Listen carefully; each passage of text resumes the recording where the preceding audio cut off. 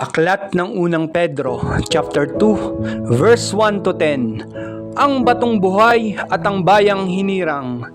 Kaya nga, talikdan na ninyo ang lahat ng kasamaan, ang lahat ng pandaraya, pagkukunwari, pagkainggit, at paninirang puri.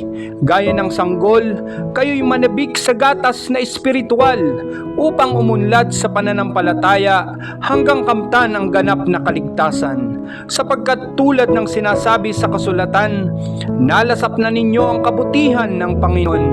Lumapit kayo sa Kanya, sa batong buhay na itinakwil ng mga tao, ngunit hinirang ng Diyos at mahalaga sa Kanyang paningin.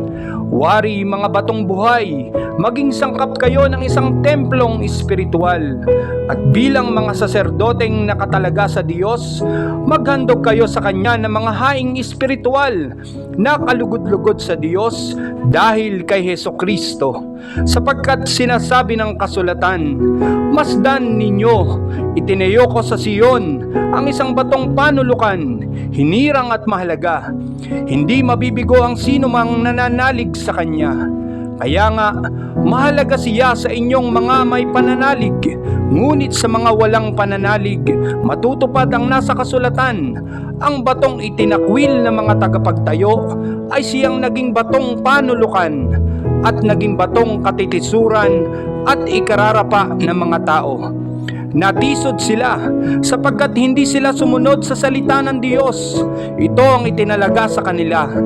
Datapwat kayo ay isang lahing hinirang, mga saserdote ng hari, isang bansang nakatalaga sa Diyos.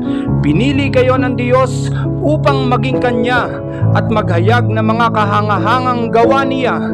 Siya rin ang tumawag sa inyo mula sa kadiliman tungo sa Kanyang kagilagilalas na kaliwanagan.